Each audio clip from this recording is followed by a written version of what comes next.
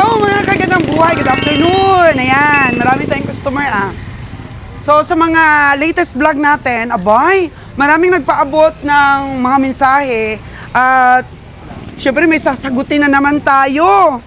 From Richard Celeste. Maganda ang tanong niya mga kagandang buhay, baka relate din kayo dito. Basahin natin ha. Magandang buhay po madam. Isa po akong taga-subaybay na inyong vlog at isa po akong OFW. May tanong po ako kasi may plano kaming mag-asawang magpatayo ng bahay at mag-umpisa ng bigasan business. Kaso lang, looban at mula sa merkado nila mga 800 meters yung distansya hanggang sa pagtatayuan namin ng bahay. Medyo malayo-layo Ano po bang magandang diskarte para makilala yung bigasan business na plano namin?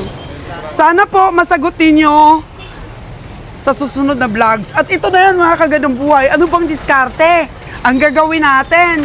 Ano bang diskarte ang mabigay natin kay Sir Richard para makilala yung bigasan niya despite na malayo ito sa palengke, sa pamilihang bayan? Sagutin natin yan sa pagbabalik ng Solves Ka ng Buhay.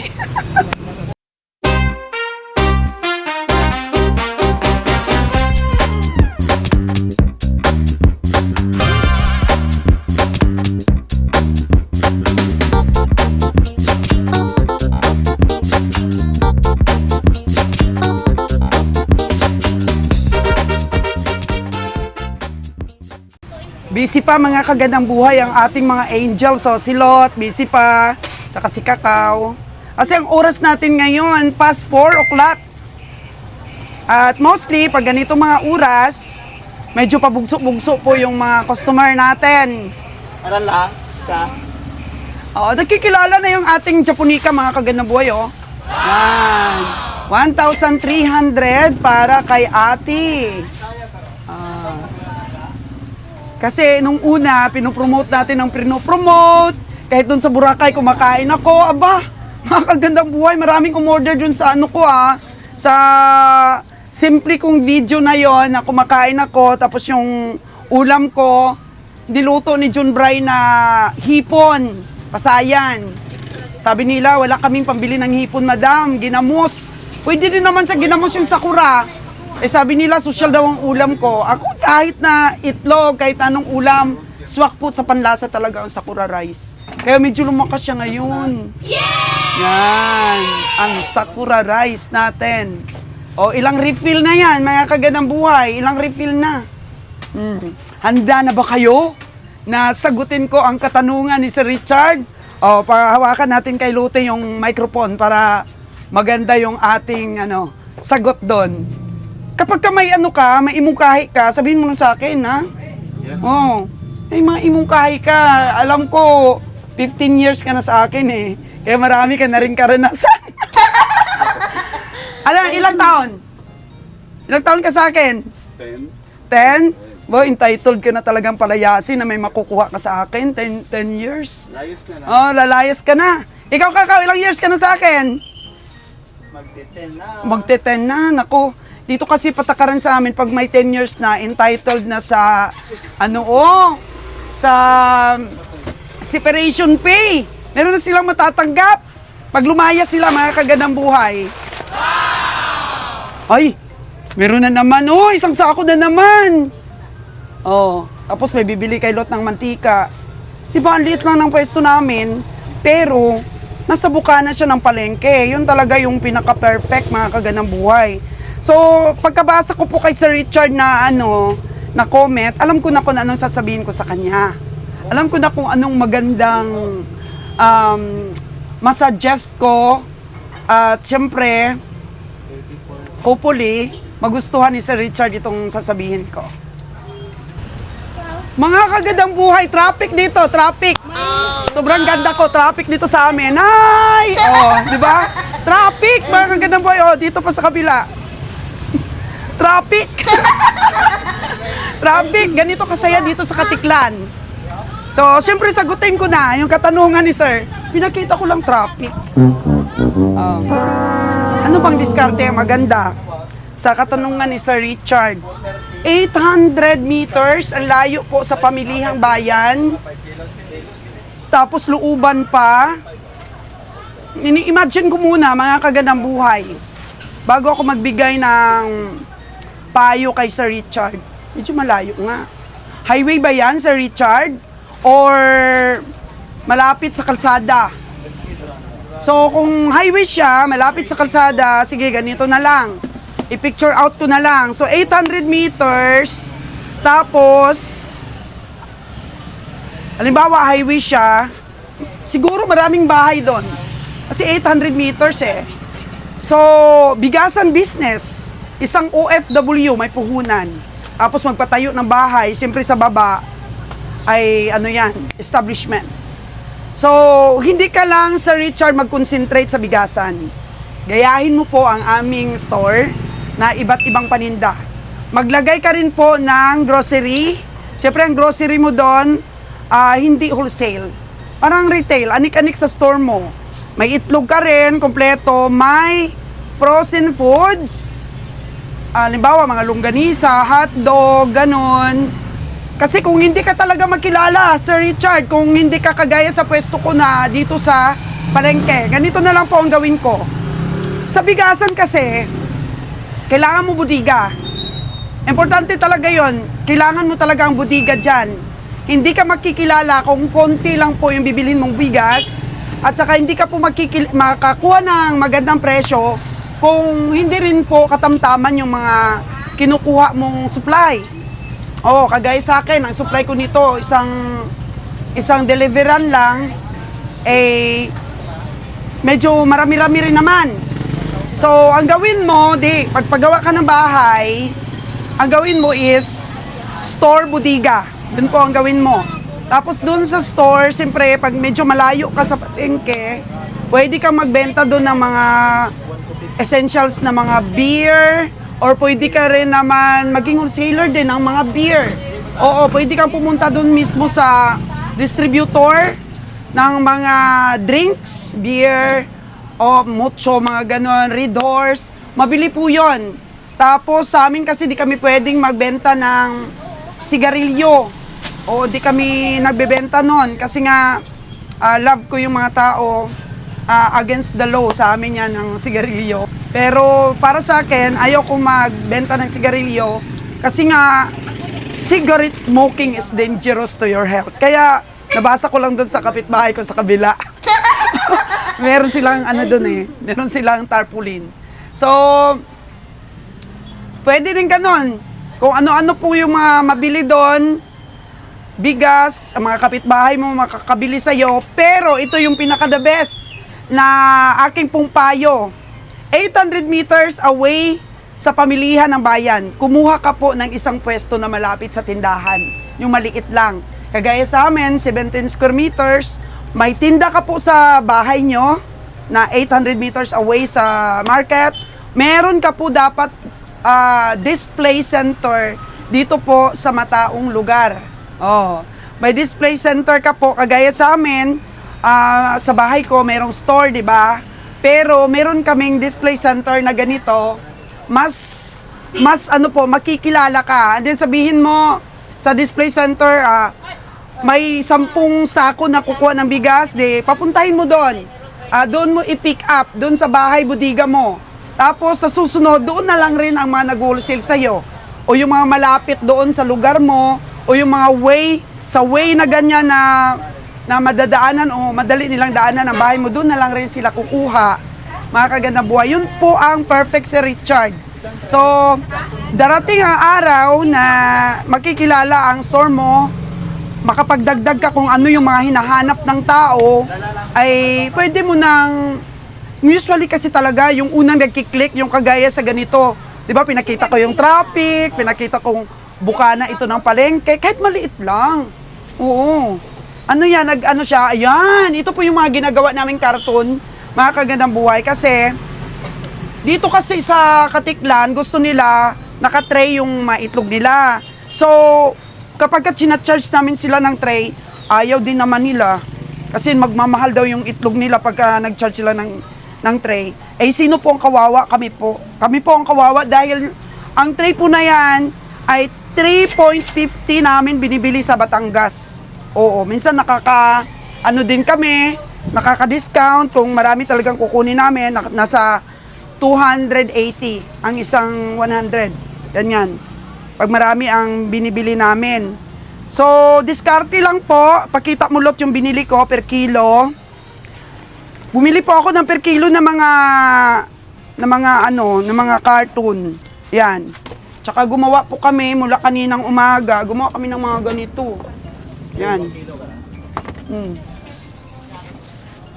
Para makatipid kami sa tray.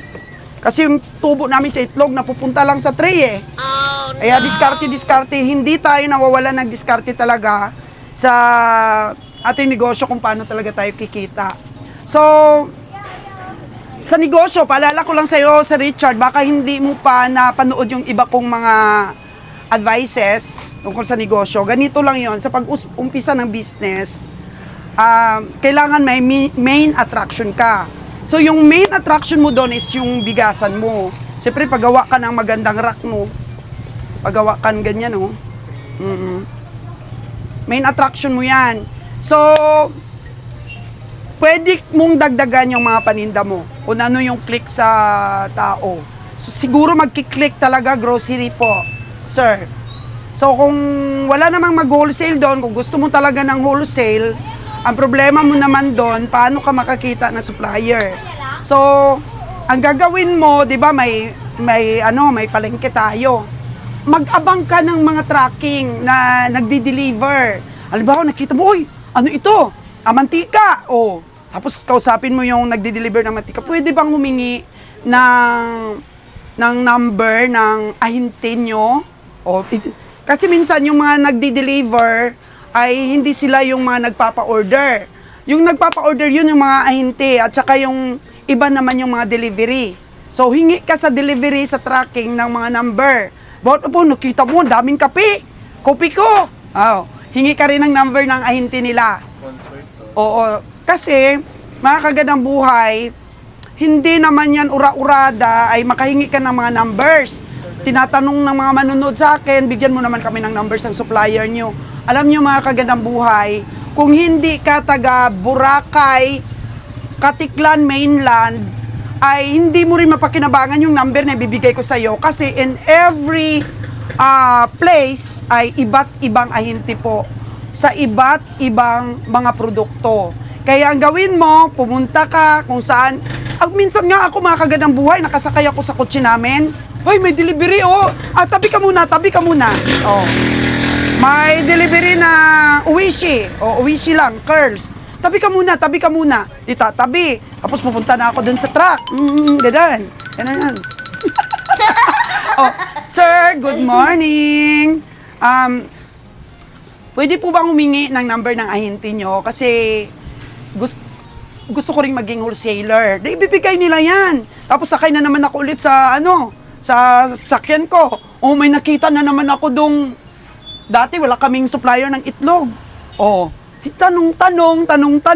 Walang masama sa tanong mga kagandang buhay para makapag-tansa ka sa kanila, makakapili ka ng pinakamura. Kasi sa negosyo kasi sa grocery, merong extract. Merong ganon. Iba naman yung booking. Ang booking po kasi ay yun talaga yung medyo mas mura. Sa extract naman, sila yung naglalako lang, pero isang kumpanya pa rin sila. Nalako sila, tindahan. So kung hindi naman marami yung orderin mo, extract. Sa extract ka lang. Pero kung marami yung orderin mo, ay booking. So, ganun lang yun. Pag umakyat ka ng hagdan, hindi naman pwedeng ganun ka sa hagdan, di ba? Mababalian ka mga kaganda mo. Kailangan step by step lang. Sexy na lakad, ganyan. Di ba? Ay, kung ganun. Di ba? Pag akyat mo ng hagdan, natatawa na yung aking cameraman. Pag akyat ng hagdan, step by step lang yan. Pataas. Tapos pag bumaba ka, alangan ng pagbaba mo, ganun ka. Ay, di mapilayan ka talaga. Sa lahat po ng mga ginagawa natin, tamang kaalaman, hindi natin pinipwersa. Dadating lang yan, mga kagandang buhay. Kaya, Yun ang pag-aralan mo sa Richard. Sana may nakuha kang tips at panoorin mo na lang yung mga na-upload ko na video. So, balik tayo dun sa topic natin. Hindi lang yan na financially ready ka. Na, uy, marami akong puhunan. Ready na ako magnegosyo. Ang negosyo kasi sa pag-umpisa, hindi lang sa kapital na hawak mo, kundi sa din sa naipon mong mga kaalaman kagaya nito, nagtatanong-tanong ka at tibay ng loob. Lagi ko pong sinasabi sa mga vlogs ko na kung hindi ka pa hinog sa negosyo, wag munang magnegosyo. Kasi nakaakibat doon sa Richard yung tinatawag na hinog ka na, so ready ka na sa mga risk. Ready ka nang magbigay ng pagod, ng konsumisyon, di ba? Ang negosyo kasi may konsumisyon din yan. Marunong ka na rin mag-adapt o mag-adjust kung sa mga tao mo. Oo, hindi lang sa mga presyo mo na marunong ka mag-adjust, sa pag-manage din po.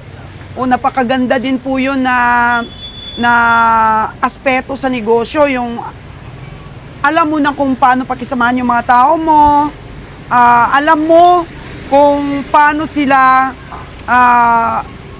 i-manage. Napakahirap po talagang i-manage pagdating po sa manpower. Ayan. Kaya dapat ready ka na po niyan, hinog ka na po sa mga diskarte. Ang pagbukas mo pa lang, daming expenses yan. So dapat marunong ka rin magpa-konti ng expenses. Hindi yung kung mo may ipon ka, ay basta-basta ka na lang, go dito, go ganun. Dapat may, talaga, nakalista yung mga plano mo, yung mga dapat mong ilagay dyan, mga racks mo, nakaplano talaga yan. Kaya double ngayon yung dapat mong pag-isipan kasi 800 meters away po sa marketplace or sa pamilihang bayan yung mo. Tuloy lang po. 10 kilos? May 10 kilos pa ba tayo? Ito po. 430. Kasi 43 po yung kilo niya. Oo. 430. O ganun po. Kagaya nito, meron tayong outlet dito. Sige, ano mo muna. May outlet tayo dito sa medyo maliit. Nakita nyo naman yung mga bodega natin. May store ako doon sa looban. Store bodega po yun. Tapos may doon sa bahay. Ganon ang diskarte namin. Lumawak. Lumawak po yung market natin. Kasi may nakukuha ka pa doon mga customer doon banda sa inyo. At dito, marami kang nakuha talaga. The best location, yung matao talagang lugar. Oo, pero dapat yung mo doon, yung pisto mo doon sa Richard is hanggang gabi ka. Hanggang gabi mo magbukas. Para marami kasing binibili ang mga tao sa gabi. Pwede ka rin doon maggulayan. May gulay ka doon. Oo. May ice cream. Ngayon, meron pa akong isang vlog. Siguro nakita mo na yung apply ng mga business, mag-comply. So, may idea ka na rin doon sa Richard. At sa mga OFW pa na nanonood sa akin, magpaabot lang po kayo ng mga katanungan para matakil natin. Kasi marami na rin pong mga vlogger na kagaya ko na nagbibigay ng tips sa negosyo. Mag-research din po kayo. Mag-research din po kayo kasi baka may makuha din kayo doon na iba pang mga strategy. Ganun lang naman po sa negosyo. Dapat hinog ka na. Hinog na yung mga strategiya mo sa pagpapatakbo ng business at saka hindi laging hindi laging masaya sa business. May mga talaga yan, may mga ups and down. Sa presyuhan pa, kahit na may pesto ka dun sa bahay mo, may pesto ka dito, kung hindi naman competitive yung presyo mo, agoy-agoy yan. Agoy-agoy.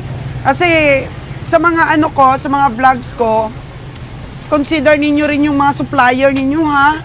Huwag mo kalimutan, sir, yun. Yun yung strategy na sinabi ko sa'yo. Magtanong-tanong. Tapos, sa bigas naman, tingnan mo yung mga tatak ng sako na click sa lugar mo. At yun po hanapin mo ang mga supplier nun. Marami kasing tatak. Halimbawa, yung hinahanap nila is Hasmin, yung Hasmin Blue natin. Ito yung maganda rin na bigas, yung Japonica rice, yung Sakura natin. Ito yung natin, minamarket na the same quality, mas masarap pa. Ganun po yun. Kasi sabihin mo, mas pa yan. It is a part of diskarte mga kaganabuhay. Paano mo ma-convince yung customer na nasanay na sa isang tatak ng bigas, tapos isi-ship mo sila sa ibang klase. Sabihin mo, mas masarap pa yan sa Jasmine Blue.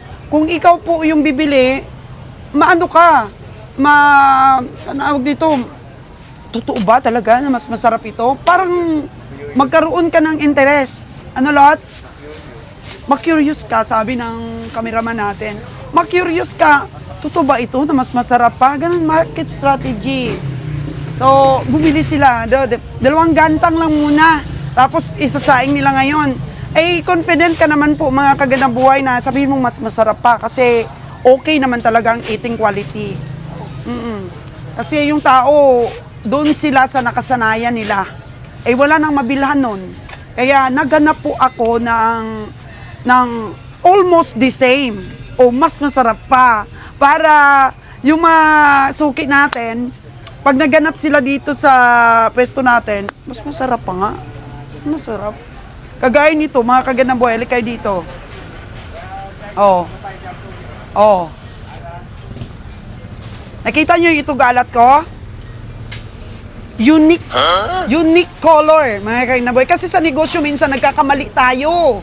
May mga kamalian tayo sa negosyo. Kagaya nito, nagkamali si Ron ng kulay ng itlog alat niya. Supposed to be, dapat, yung ganitong kulay yan, yung pantay-pantay na kulay, nagkamali si Ron.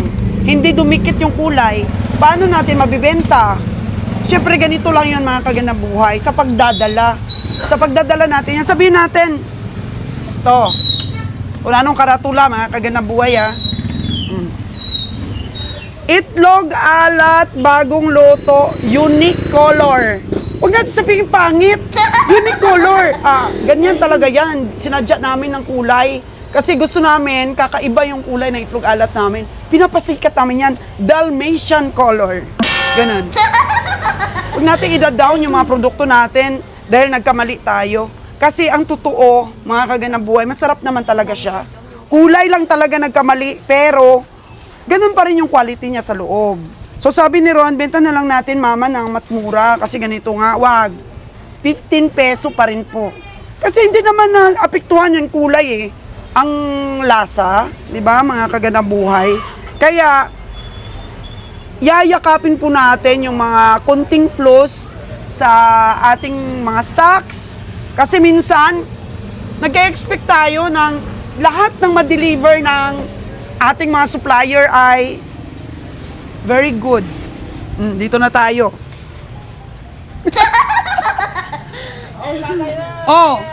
Kasi bigas, halimbawa, nag-expect tayo mga kaganabuhay na yung bigas na deliver ngayon, halimbawa itong local rice, ay malambot, tsaka maputi. Sa susunod, hindi na kasing puti ang na-deliver ng supplier natin, tsaka hindi na kasing lambot. Yakapin natin ang floss, mga kaganabuhay, para magstay ang ating supplier sa atin. Oo. Kasi, namimili rin sila yan. Hindi rin nila alam kung ano yung kalabasan ng giling. Kaya tulungan lang po in both side. Pag may flaws, pwede naman tayo magsabi na, boss, pwede mo bang babaan ng konti yung presyo nito? Kasi hindi siya kasing gwapa nung nakaraan na delivery mo. Siyempre, supplier naman gusto, hindi umalis yung sinusuplayan. Kaya magbibigay talaga yung mga kaganabuhay. Or else, sabihin ng supplier mo, pasensya na madam, kasi mahal talaga ang bili ko ng bigas na yan or ng palay. Wala na talaga akong tubuin, malulugi talaga ako. Hindi lang tayo yung gustong laging panalo. Ipanalo rin natin yung mga supplier natin. Mga kaganaboy. Ganun, vice versa. Oo, ganun yung magandang mga itikit. Itikit!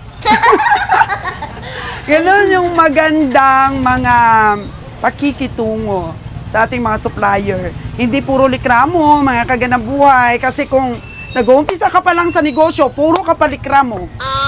Pero maging maingat. Hindi ko winawala yan. Maging maingat sa pag-purchase, mga kaganang buhay. Kung ngayon ay diniliberan ka ng hindi maganda ng iyong supplier, baka sa susunod, mas pangit pa yung i-deliver niya. So, kailangan ipaintindi mo sa supplier mo na, boss, wala talaga hindi talaga ito mabili dito, pero subukan ko pong ipaubos na lang po ito.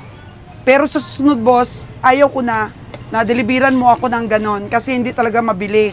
Or else, pwede rin naman, pero ibang presyo na po, boss. Pag-usapan na lang natin.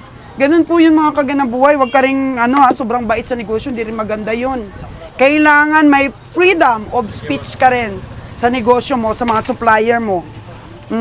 Eh kung lagi ka na lang mabait, di ba, kalukuhin ka na rin nila, kawawa po yung iyong negosyo. So siguro, nasagot ko na ang katanungan ni Sir Richard. Kaya kayo, ano pang hinihintay nyo? Kung may katanungan kayo, huwag mahiya na mag-comment sa mga vlogs ko kasi sasagutin ko talaga yan. Bye-bye for now and magandang buhay. Hello, Kabiyang Roger! Hello. Magandang gabi sa lahat, no? Sa mga subscriber naman ng Souls. So, kay biyahe ni Roger, miss you naman sa lahat na aking subscriber dyan. Baka sa sunod o son, mag-vlog na tayo. Lagi naman. Pauwi kami. Kanina galing sa store. Kinuwento ko sa kanya yung mga tips and advices ko kay Sir Richard. Tapos may dagdag po si Kabeng Roger na tip para sa iyo, Sir Richard. Ano yung tip mo na yun kay Sir Richard? Sa pag-umpisa ng negosyo, considering na malayo sa palengke, gagamitan natin ng estratehiya, marketing strategy. Kasi number one talaga sa ating negosyo, may marketing. Pwede namang i-post mo sa marami namang growth. Social media. Pwede rin namang, kasi doon mag-umpisa yung pagkuha mo ng mga supplier. Kasi marami naman ngayon nagsusupply. Mayroon silang mga numbers, mayroon silang mga pages sa cellphone, sa Facebook. Yes. Nakikita sila ng tao. Number one yan, ang paggawa mo ng building. Isa kasi yan ang mga yung pangpaakit, tawag niyan. Na yung building mo, dapat tama talaga ang paggawa. Yung medyo maganda. Tapos, huwag magtipid sa design kasi ang tao kasi dapat artistic ang paggawa mo eh. Hindi lang basta-basta gumawa ka ng parangkaha. Kailangan may mga design din para pagkita ng tao attractive. Dapat attractiveness ang kailangan. Marketing, tapos kahit saan ka man, pag sikat ka, pupuntahan ka eh. Tapos may deliveries ka na. Kapag ka-order sa'yo, free Pag-umpisa lang delivery. siya muna ng dalawang kahit mag-umpisa lang siya, market mo na siya. Huwag muna padalos-dalos dahil may expiration kasi ang bugas. Mayroon siyang pagka-expiration. Pwede namang mag-umpisa lang, basta gandahan lang ang pwesto, gandahan yung mga rack, mga stante. We are vlogging. So, yun po ang advice ni Kabiyang Roger. Number one, ang location mo, okay naman yung 800. Importante, meron tayong marketing strategy at saka yung Delivery. paggawa ng store. Dapat artistic ang paggawa. Medyo may design. Medyo baliin mo ng mga gandang design. Wow. Para pagkita ng tao, parang ma-attract sila. At saka magipag-usyoso, bibili na rin dahil may bigas o other product mga iba. Basta importante, umpisa mo na sa gamay. Tapos kahit kunti lang, hindi naman kailangan marami agad. Ako nag-umpisa ako sa 7 sako. Tapos sa 10 tring itlog. Ano nang napisa natin? Tapos, tubipalon na yung iba eh. Dahil marami namang chismosa dyan, negosyante rin. Yung iba hindi nagtuturo. Yung mga hinahanap. Yung iba hindi nagtuturo yan. Pero yung iba may alam, sa'yo. Wala talagang... Referrals. Sa experience ko, wala talagang nagbibigay ng mga tips dito. Dito lang sa Solos na buhay. Hindi, pag negosyante ka, tapos katabi mo, kung hindi ka naman sobrang dada, siguro ayaw mo magbigay ng kalaban mismo sa tabing bahay mo. Siyempre, maganda na yung sa iba nila malaman kaysa sa'yo. Kasi sabi, Magano ka kasi, bakit ko sinabi? Kaya magkalaban ako. Hindi. Sa business kasi, May mga sekreto din. ano naman yan dapat na may limit. May limit yung mga May limit sinasabi talaga. natin. Lalo na kung tabi lang kayo. Pero dito Pero naman sa basta mga vlogs ko, Sa akin lang, no, na i-tip dyan, mga tips ko, na number 1 strategy sa pag-marketing. Tapos, gandahan naman yung pwesto. Kailangan namang presentable, presentable ang pwesto. competitive price. Yun yung mga importante. Tapos yung ano, tabi palod na lahat yan, mga idea na yan. Basta mag-prepare lang ng area. Na pwede maglagay ng bigas dyan. Na sa kaskali, maglagay kasi ang 1,000 sako. Tapos 1,000 sako. mayroong additional dyan na Kunti lang pero 1,000 sako. preparahan niya yung 1,000 mo na. Iba-ibang Kahit konti klaseng bigas. So tama po ang tip ni Kabeng Roger kasi pag malayo ka sa palengke, kailangan mo talaga strategy at marketing. At ang lalo kang makilala kung meron kang competitive price. Kasi kahit malayo ka, kung mura ka, puntahan ka talaga. Para kay Sir Richard, yan po ang tip namin ni Kabeng Roger. Thank you so much, Kabeng Roger. At saka i-additional ko na lang ito. Dahil marami namang sa maling paraan, maraming nakulong dito eh. Maging chismoso ka lang minsan. Kala ko kung ano. Chismoso, ibig sabihin, Gather information. gather information, magkipag-usap, magtanong-tanong. Yan ang ibig sabihin. Kasi Tanong-tanong. yan po ang strategy ni Kabeng Roger kung saan niya nakukuha yung mga supplier niya. Sa pakikipag-chismis niya sa tabi-tabi, sa mga group of people, gano'n. At yun, marunong kang magdala ng istorya na malalaman mo kung saan yung mga supplier. Thank you so much!